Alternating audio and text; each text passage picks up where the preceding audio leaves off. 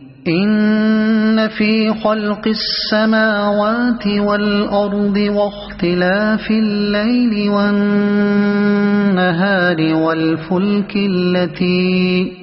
والفلك التي تجري في البحر بما ينفع الناس وما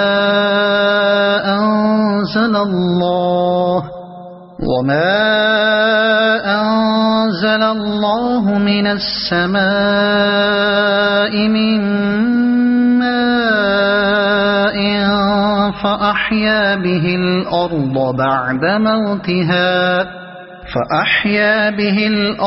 بعد موتها وبث فيها من كل دابة وتصريف الرياح والسحاب المسخر بين السماء والأرض لآيات لقوم يعقلون۔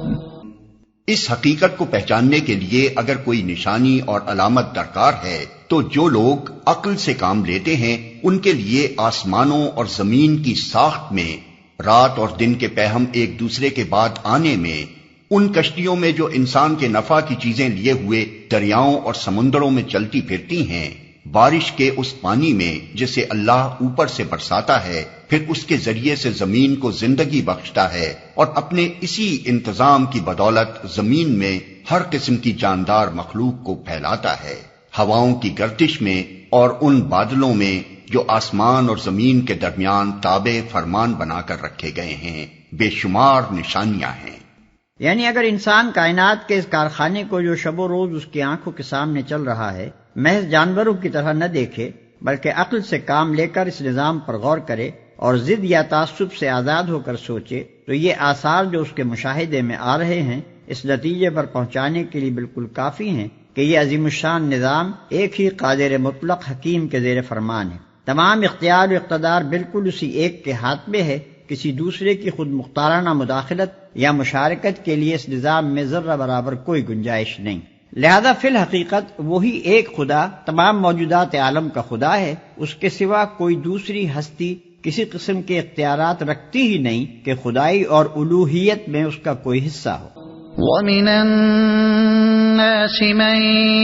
يَتَّخِذُ مِن دُونِ اللَّهِ أَندَادًا يُحِبُّونَهُمْ كَحُبِّ اللَّهِ وَالَّذِينَ آمَنُوا أَشَدُّ حُبًّا لِلَّهِ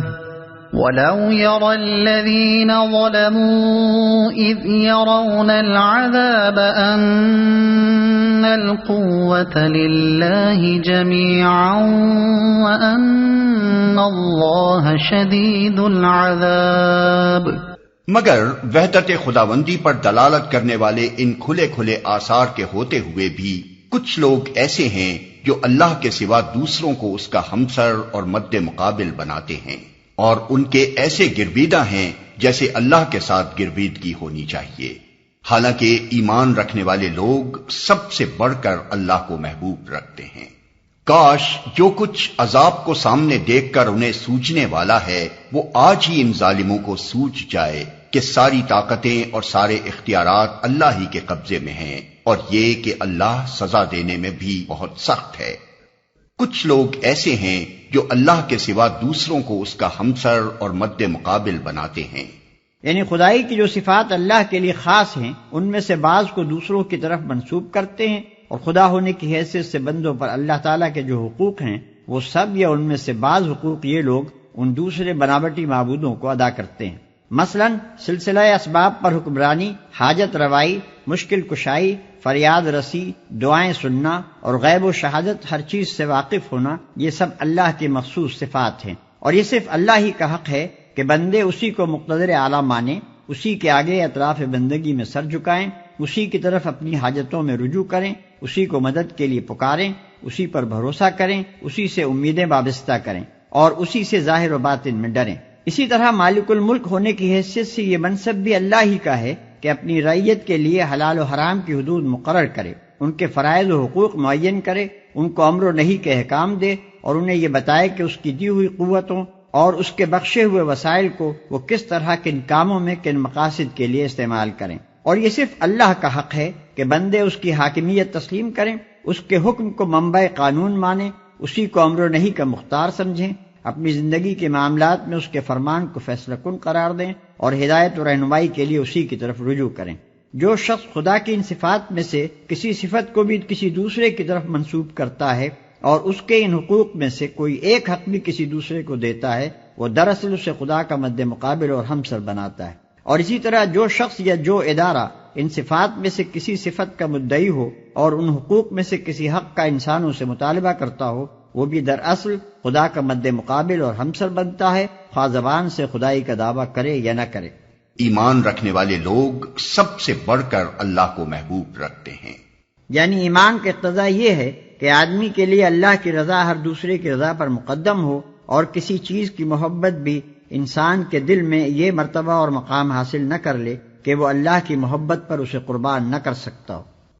إذ تبرأ الذين اتبعوا من الذين اتبعوا ورأوا العذاب وتقطعت بهم الأسباب وقال الذين اتبعوا لو أن لنا كرة فنتبرأ منهم كما تبرؤوا منا كذلك يريهم الله أعمالهم حسرات عليهم وما هم بخارجين من النار۔ جب وہ سزا دے گا اس وقت کیفیت یہ ہوگی کہ وہی پیشوا اور رہنما جن کی دنیا میں پیروی کی گئی تھی اپنے پیروں سے بے تعلقی ظاہر کریں گے مگر سزا پا کر رہیں گے، اور ان کے سارے اسباب و وسائل کا سلسلہ کٹ جائے گا۔ اور وہ لوگ جو دنیا میں ان کی پیروی کرتے تھے کہیں گے کہ کاش ہم کو پھر ایک موقع دیا جاتا تو جس طرح آج یہ ہم سے بیزاری ظاہر کر رہے ہیں ہم ان سے بیزار ہو کر دکھا دیتے۔ یوں اللہ ان لوگوں کے وہ اعمال جو یہ دنیا میں کر رہے ہیں ان کے سامنے اس طرح لائے گا کہ یہ حسرتوں اور پشیمانیوں کے ساتھ ہاتھ ملتے رہیں گے مگر آگ سے نکلنے کی کوئی راہ نہ پائیں گے۔ ہم ان سے بیزار ہو کر دکھا دیتے۔ یہاں خاص طور پر گمراہ کرنے والے پیشواؤں اور لیڈروں اور ان کے نادان پیرووں کے انجام کا اس لیے ذکر کیا گیا ہے کہ جس غلطی میں مبتلا ہو کر پچھلی امتیں بھٹک گئیں اس سے مسلمان ہوشیار رہیں اور رہبروں میں امتیاز کرنا سیکھیں اور غلط رہبری کرنے والوں کے پیچھے چلنے سے بچیں۔